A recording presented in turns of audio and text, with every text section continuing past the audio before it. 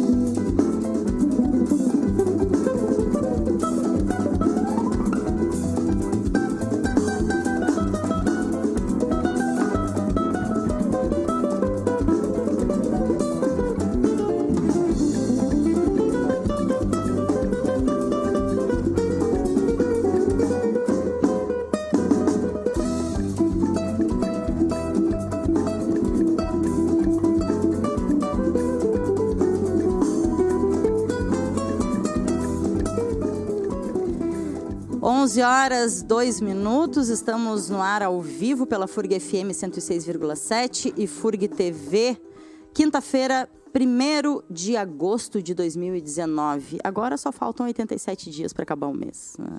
Espera aí que a Maria tá... Agosto eterno. Agora sim. Esse mês sabe, esse, né? A gente disse, é um mês de especial. 88 dias. Especial. Nós temos aniversariante nesse mês também. Olha aí, rapaz.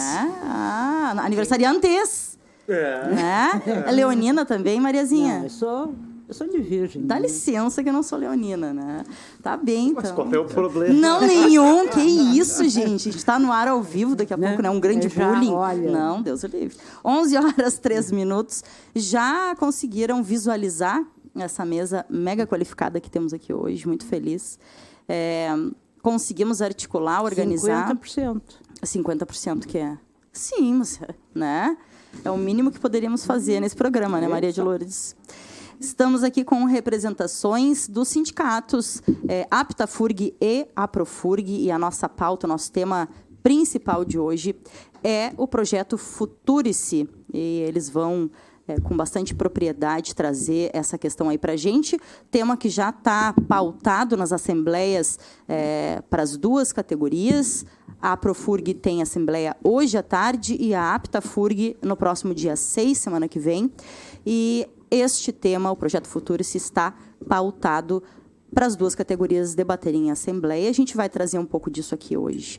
Temperatura em Rio Grande, só para registrar, 18,9. A sensação a mesma, 18,9. Rafael e Sherman estão me olhando com uma cara...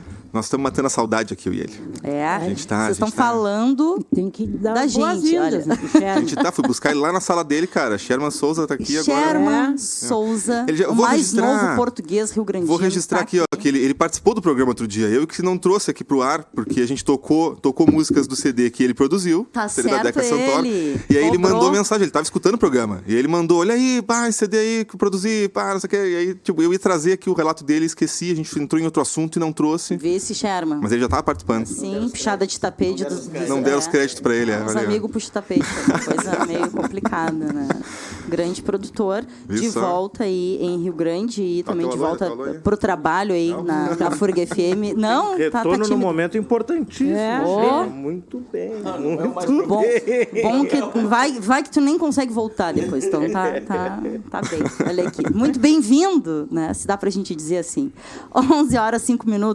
Rafa, o que eu vou propor? Fala. Eu ia te propor a gente escutar uma música igual, porque eu tinha posto a câmera pra lá, mas vou ter que botar as câmeras pra cá e a gente vai ter que mexer. Bagunça tudo. Essa é a intenção, acho. Né? E aí eu arrumo tudo. Mas acho que a gente pode pular as notas, né? Tem mesa cheia, a gente tem bastante pra conversar. Acho que não precisa notinhas agora no início do programa. Concordo. Pode ser? Isso que ia propor. Então, quem sabe puxa a musiquinha só uma parte aí. Não precisamos ouvir toda. Pode só para reposicionar as câmeras. E quem se sentir constrangido, botar açúcar no café, no meu caso. E a gente volta, então, com a mesa aqui. Pode ser? Vamos embora. Vamos lá.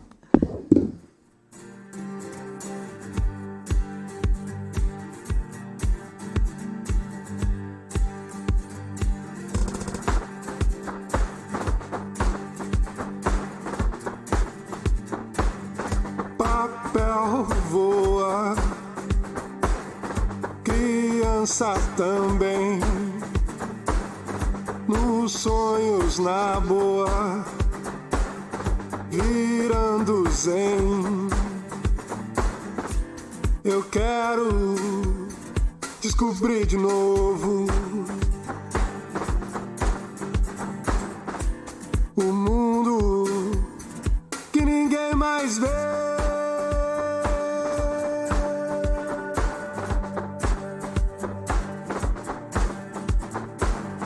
Dançar no escuro, ver irreal, ser teu humano, um marginal. Eu quero descobrir de novo o mundo que ninguém mais vê.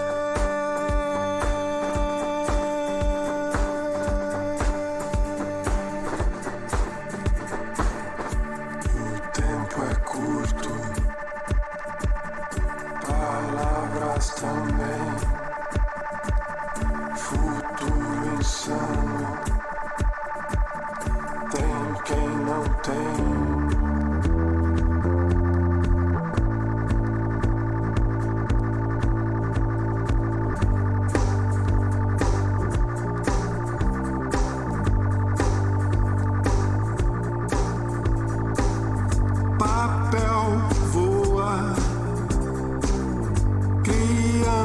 Também nos sonhos na boa, virando zen. Eu quero descobrir de novo o mundo que ninguém mais vê.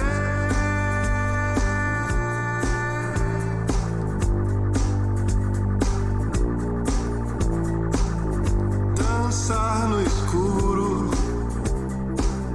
ver irreal, ser teu humano,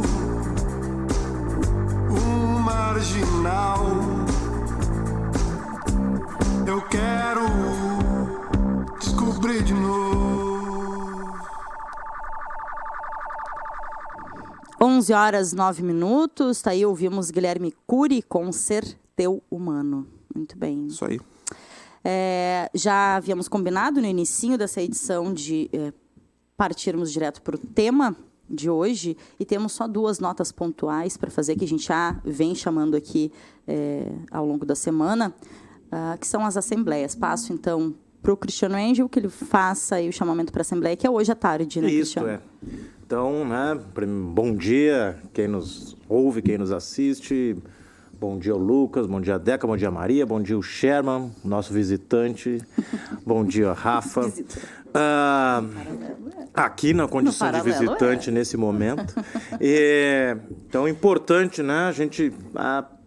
uma mobilização na luta, na defesa da universidade pública, na educação pública, ciência e tecnologia públicos também.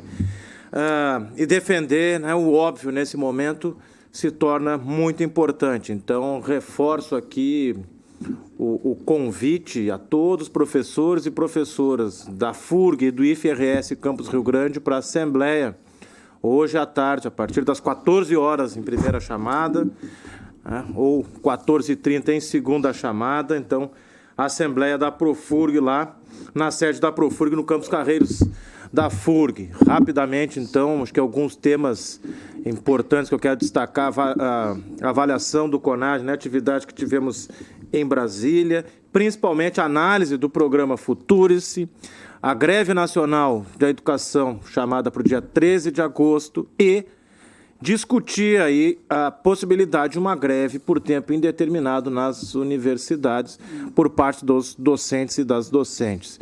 E ainda a participação na Marcha das Margaridas, aí na outra semana também, dias 13 e 14 em Brasília. Mas eu acho que queria fazer esse destaque aí da possibilidade de greve, e não estamos aqui chamando para a greve, é para iniciar esta discussão, que é uma forma de luta importantíssima, e é importante que a gente comece a discutir isto e avançar aí nos esclarecimentos sobre o programa Futurice, que nós já estamos fazendo na medida do possível. Ontem tivemos uma atividade junto, né, com a participação, na verdade nem era da Profurg, né, era o professor Lucas aqui que foi o convidado para falar, e nós fomos apenas acompanhando como a Profurg. E então a Assembleia de hoje também iremos aos outros campi da FURG e também aqui no IFRS para conversar com os professores e professoras para fazer essa conversa, esse esclarecimento. Então, os próximos dias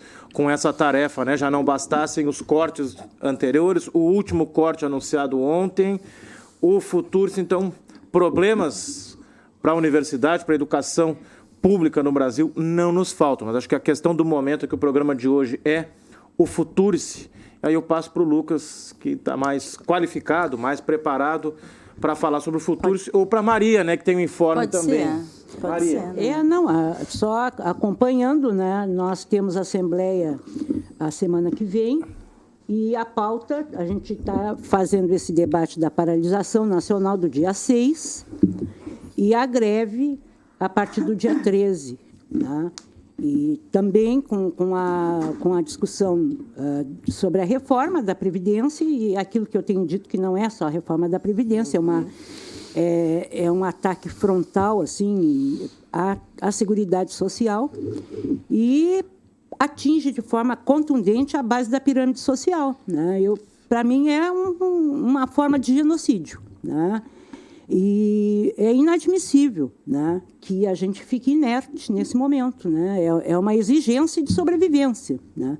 E nós estamos fazendo já a mobilização. Semana passada fizemos uma reunião no HU, né, onde se montou uma comissão para começar a trabalhar a questão do HU, né, que ali tem um modelo, né, que, com certeza, é a base, inclusive, dessa proposta, né, que é a EBSER, né, contra a qual lutamos de forma muito intensa, né, e que não foi possível evitar, né, devido à forma que o governo, né, golpista do Temer colocou, né. Ainda no finzinho do governo da Dilma começou esse processo da EBSER, né? E a gente entende que a seleção, o concurso, devia ser pela universidade, não por uma empresa, né? E isso está posto. A nossa questão não é contra as pessoas que fizeram a sua seleção via empresa, mas é o formato, né? O formato que possibilita e vai possibilitar com mais tranquilidade ainda, né, a intervenção no espaço que ainda é público, 100% SUS, né? E nós estamos vendo assim para onde a gente já viveu algumas coisas desse tipo aí, né, lá na década de 90. Então é muito doído perceber o que está acontecendo no país e que a gente ainda percebe uma inércia muito grande, né? No geral, assim. Então, é isso. Maria, Cristiano, Lucas, fiquei pensando aqui sobre a nossa pauta principal e que está dentro das pautas propostas para as assembleias. Para quem só ouviu falar o nome Futurice, né? Para quem não conhece o seu conteúdo. Por quê? Porque as duas categorias, e não só as duas categorias, né, todas as categorias que trabalham em educação, independente de ser dentro da universidade ou não, né, estão discutindo esse projeto. Por quê? Qual é o conteúdo, e não só o conteúdo explícito, mas acho que o conteúdo oculto também que traz essa proposta? Acho que o Lucas é quem tem mais informações, né, sobre esse projeto. Lucas, por favor, bem-vindo ao Paralelo, né? Bem, bom dia a todos e a todas. É um prazer, uma satisfação sempre estar entre amigos, colegas, compartilhar e debater. Bem, sinteticamente, o Futurice e as modalidades que o Futurice pretende trazer é uma das formas de privatização que se tem do serviço público. A Maria acabou de citar um modelo, que foi a EBSER. A EBSER foi uma forma de privatização da gestão dos hospitais universitários, só que através de uma empresa pública. A EBSER ainda é uma empresa pública, né? Ela tem os modelos de contrato das pessoas que trabalham via CLT, mas ela ainda é uma empresa pública. Então, ela tem metas de desempenho, toda a lógica do setor privado aplicado na empresa pública. O Futurice, inclusive, aborda a EBSER. Ele tende a privatizar, de fato, agora a EBSER. Então, ou seja, ele vem concretizar o modelo de privatização, uma forma de privatização que já foi a EBSER. Ele pretende agora privatizar, porque o hospital universitário vai poder ter formas de acesso que não sejam pelo SUS, que é 100% gratuito, a partir de plano de saúde e a partir de consultas particulares. Então, isso estabelece para a gestão privatizada o seguinte: quais serão aqueles mais rentáveis e aquele tipo de serviço que é mais atrativo do ponto de vista financeiro, da relação custo e benefício, que serão atendidos na EBSER. Então, o Futurice, ele traz isso para a EBSER, pegando carona aí no que a Maria já ponderou e fez essa reflexão junto conosco. Agora, do ponto de vista da educação, ele traz uma privatização pelas entranhas da universidade no seguinte sentido: a figura OS, ela não é nova. Ela ressurge com mais força agora, mas ela é uma lei de 1995, que era o projeto do B.S. Pereira de reforma do Estado, que ele fazia uma discussão do que são atividades exclusivas do Estado, formação de leis, segurança, o Congresso Nacional, a legislação e tudo mais, o que são funções não exclusivas do Estado, que aí para ele teria uma figura jurídica das chamadas organizações não estatais, que, do ponto de vista conceitual, ela se situa na organização do terceiro setor. Então, ela não é Estado nem sociedade, seria a organização do terceiro setor, e a produção de bens e serviços seriam organizações privadas. Então, em 95, o B.S. Pereira, a partir do Ministério da Reforma do Estado, ele implementou uma série de privatizações daquelas empresas públicas que produziam produtos e serviços, né, que ofereciam produtos e serviços para a sociedade. E criou a OS. Então, a OS foi algo que não foi implementado naquele período. Ela chegou a ser questionada do ponto de vista jurídico no STF. Recentemente, o STF liberou a figura da OS. Na área da educação, ela acabou não conseguindo ser implementada na área federal, na área estadual, mas na área da saúde ela foi bastante implementada. O governo do Rio de Janeiro, do Sérgio Cabral, implementou OS e tudo mais. Por que a gente coloca para as pessoas que estão nos ouvindo que é privatização? Porque muitas das vezes associam o seguinte: foi dito que não vai ser cobrado mensalidade, então isso não é privatizar. Não. A privatização tem a ver com quem é aquele que oferta o serviço, e quando o Estado se abstrai desta oferta e entrega a um ente terceiro. Neste caso, ele vai delegar para a organização do terceiro setor. Então, o Estado está abdicando do seu processo de prestar um serviço na Universidade Federal e deslocando isso para o ente do terceiro setor. E observe, o que é esse ente do terceiro setor? A gente precisa observar o que é esse ovo da serpente que eu costumo dizer. A organização social, ela é uma figura jurídica que permite alguns benefícios contábeis e alguns benefícios tributários. Então, muita gente pode entender, por que eu vou constituir uma organização social? Então, você tem algumas isenções, alguns tributos que você tem redução. Então, eu constituo uma organização social para prestar um serviço que o Estado abdicou. Então, é uma privatização ativa, ou seja, eu deixo de prestar, entrego para essa organização. E essa organização será composta por pessoas do setor privado e tem a composição de pessoas do Estado. A partir disso, ela define um estatuto. Esse estatuto, dentre outras coisas, para resumir, você pode definir quais são as remunerações dos seus gerentes. Então, vamos imaginar hipoteticamente que uma organização social passe a gerenciar o orçamento de custeio da FURG. Ela teria acesso a um orçamento anual de mais de 55 milhões de custeio e poderia gerenciar e definir quais serão as remunerações, ou que valores e que plano de carreira essas pessoas teriam. Então, alguém pode usar a organização social para ter salários muito fora da realidade do mercado, por exemplo. Então, não é necessariamente uma organização no terceiro setor. Ela é utilizada para apropriação de lucros, diferentemente de uma firma que tem alguns tributos a estabelecer, a pagar. A pagar, sim. Então, imagine que essas organizações sociais, o projeto diz o seguinte, que serão escolhidas pelo Ministério da Educação, o Ministério da Economia, e o próprio ministro, em algumas das entrevistas que ele dá, ele explica que essas organizações já foram escolhidas, podem ser organizações regionais, ou pode ser organizações em um único estado, e nós temos 5 universidades federais no Rio Grande do Sul, e temos o IFRS, e ele poderia ter uma única organização gerenciando um orçamento de vários milhões de reais para gerenciar os serviços da universidade. E ainda tem outro ovo da serpente, eu costumo dizer isso, que é o fundo, fundo de investimento. Então, é uma discussão interessante se o fundo de investimento está lá, o AOS está lá para viabilizar o fundo de investimento. Isso é um debate interessante. Por quê? Porque no projeto do Bresser Pereira, a figura do fundo não existia para gerenciar as atividades não exclusivas do Estado. O fundo é a subversão da lógica da universidade ao sistema financeiro.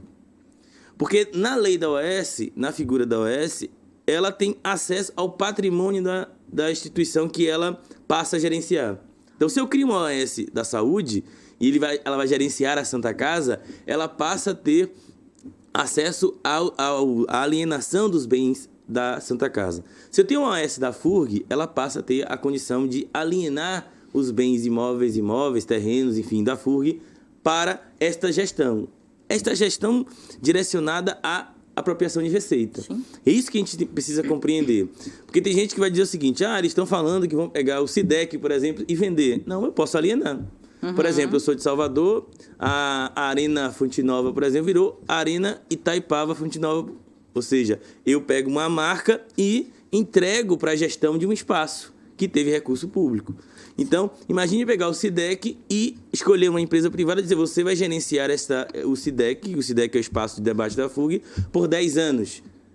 Então, vai estabelecer uma concorrência de atividades acadêmicas, que é oriunda e a gênese da universidade, com universidade de remuneração, para atração de receita. Porque passa a submeter a lógica de atração de receita para gerenciar projetos. E o fundo de investimento, a partir do momento que eu tenho um fundo de investimento, quem coloca dinheiro nesse fundo de investimento, e o projeto acaba não deixando claro como é que seria isso, porque quando você coloca dinheiro no fundo de investimento, você passa a ser cotista desse fundo. Então, se uma empresa coloca dinheiro num fundo de investimento de uma OS da educação, essa empresa passa a ser cotista. E fundo de investimento, não precisa ser nenhum expert para saber, é investimento e risco. Se eu coloco um dinheiro no fundo de investimento e quero ter retorno desse dinheiro, todas as ações que o comitê gestor vai fazer pode atrair recursos e ter rentabilidade e eu distribuir para os cotistas, e pode ter o risco. Para aliviar o risco, o que o projeto diz, e que não deixa muito claro muitas vezes como seria, como eu disse, essa operação, ele permite que a OAS aliene os bens daquela instituição que ela representa. Então, os bens seriam garantidos para amenizar o risco de quem vai colocar esse dinheiro. Certo. E quando você submete a universidade a esta lógica de arrecadação de recursos, a essa lógica do setor privado, essa lógica do setor financeiro, as atividades de pesquisa, por exemplo, serão direcionadas para resolver problemas das empresas. Sim. Então, a universidade passaria a adotar apenas a linha da pesquisa aplicada. Então, se tem uma determinada empresa, imagine, nós temos no Brasil, nunca antes a gente viu a liberação de tanto agrotóxico. Imagine que a universidade queira fazer uma pesquisa para compreender, além do que ela já sabe, os impactos dessa liberação de mais de quase 300, agora na água de Rio Grande, na comida, na saúde da população. As empresas vão financiar isso? É óbvio que não, porque senão elas não estariam liberando agrotóxico. Ela vai querer, por exemplo, financiar se você tem mais algum que ela pode criar.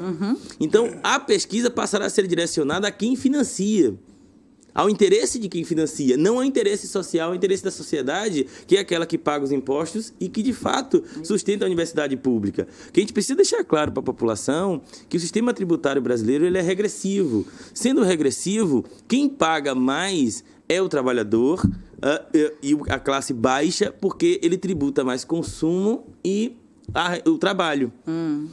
Renda e patrimônio, ele não tributa, ele é regressivo. Então, na pirâmide, proporcionalmente, quem ganha mais hoje no Brasil paga menos. E não se tributa patrimônio. Porque, assim, está se discutindo sobre liberalismo econômico, se usa muito o modelo liberal, mas os liberais, o John Stuart Mill, falam da tributação de patrimônio e renda. Mas isso não se discute no Brasil, porque a elite brasileira não quer ser taxada, ela não quer pagar imposto. E tem gente que acha que a elite brasileira vai depositar dinheiro na universidade. Se a gente compreender minimamente, historicamente, o que é a elite brasileira, a gente sabe que ele não vai colocar. A gente pode pegar, por exemplo, um exemplo recente de quando o Museu Nacional, que é um museu importantíssimo para o país, um museu que tinha um acervo fantástico, um museu utilizado para pesquisa nas universidades, na UFRJ e para o mundo, pegou fogo, não teve R$1 de ajuda da elite brasileira. Mas quando a Catedral da França caiu, uma representante da elite brasileira doou R$85 milhões para a Catedral da França. O Museu Nacional tem muito mais valor. Não estou dizendo assim, eu não estou comparando valores do ponto de vista, eu vou escolher um ou outro. Mas por que a gente não revitalizou o Museu Nacional? Por que a gente não disponibilizou recursos para recuperar um espaço de tanta riqueza de produção cultural, artística e acadêmica? E de identidade? De identidade, nossa, exatamente. É porque é aquela coisa do Nelson Rodrigues da síndrome de vira-lata. O que está lá fora é sempre muito mais importante do que está aqui dentro. Então a gente não espere que a elite brasileira vá depositar dinheiro na universidade para financiamento de pesquisas básicas, para avanço do conhecimento. Universidade é um lugar plural de debate de ideias, de diversidade de ideias, de pessoas, de pensamentos, de todo tipo de pesquisa. E a universidade ela tem uma autonomia de gestão, mas não tem uma autonomia de definição dos recursos. O governo que acaba definindo. Se a educação fosse prioridade, ela não teria sido a pasta mais atacada no contingenciamento de recursos esse ano. Então, só há 2 dias atrás, o governo anunciou um contingenciamento de 1 bilhão e 400.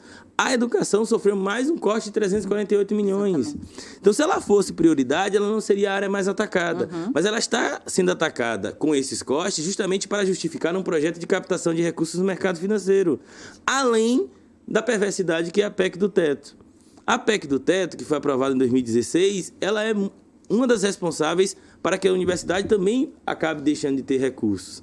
E muita gente, na época que nós fizemos o debate sobre a emenda constitucional hoje, a emenda constitucional 95, achava que quando a gente falou que a universidade corria risco de acabar, que ela ia acabar no dia seguinte. Ela é um processo de degradação, de exaurimento das suas condições de funcionamento, que faz com que os recursos sejam retirados paulatinamente ao longo de 20 anos. A gente está no 3º. E a gente já está no 3º e já estão apresentando futuros para captar dinheiro no mercado financeiro. Então, é muito importante que as pessoas entendam que a universidade é um lugar que precisa fazer pesquisa, precisa ter diversidade de ideias.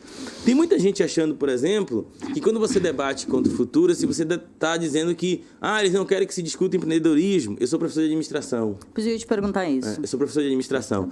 Eu dou aula de empreendedorismo. Os alunos de administração precisam compreender o que significa empreendedorismo, teoricamente, fenômeno. Dou aula de economia solidária, preciso compreender isso, formas, tudo mais. Então, a administração é uma área que precisa compreender essa discussão teórica. Não se forma empreendedores dando aula de empreendedorismo. Primeira questão, tá? E assim, essa sanha para empreender, transformar a educação em empreendedora, todo mundo virar empreendedor de si próprio, ou seja, se explorar. Sim. A gente precisa entender que, se fosse por isso, o Brasil já tem um marco legal. Se fosse para o estímulo ao empreendedorismo, inovação, geração de patentes, servidores públicos de universidades poderem constituir empresa para gerar inovação, se fosse por esses aspectos, já existe uma legislação, que é o Marco Legal de Ciência e Tecnologia, que nós podemos debater aqui em outro momento se é adequado, mas se fosse para isso, lei já existia. Mas, no nosso entender, não é para isso. É a privatização das entranhas da universidade através da OAS e do Fundo de Investimento. Olha aqui, ó, 11h30. Eu interrompi o Lucas agora e estava, acredito que assim como eu e todo mundo aqui, quem está nos assistindo e nos ouvindo, todo mundo muito atento a essas informações extremamente importantes para a gente entender. Sim, para a gente entender de fato, né, para onde estão levando as universidades, as instituições federais, aliás. Mas vou pedir licença para vocês, para a gente fazer um rápido intervalinho. Antes da gente ir para o intervalo, eu só vou registrar aqui 2 participações, em seguida que divulguei a arte da chamada que o nosso produtor sênior fez, Cristiano Angel, que fez uma chamada aí nas redes e postei no Instagram e Facebook. Temos a participação de Kátia Moreira. Kátia Moreira diz, importantíssimo esse tema, vamos lá. Isso antes da gente entrar no ar. E a Paula Liaroma também, integrante do Conselho Municipal de Política Cultural aqui em Rio Grande, dizendo que está ouvindo aí junto com a gente. Tá? Legal. Então, mandar um abração para essas duas, né? A gente vai para um rápido intervalinho e já volta para o segundo bloco para conversar mais sobre o Futurice. Quem quiser participar, entre em contato com a gente pela página do Paralelo e também pelo 3232-8968. A gente já volta. You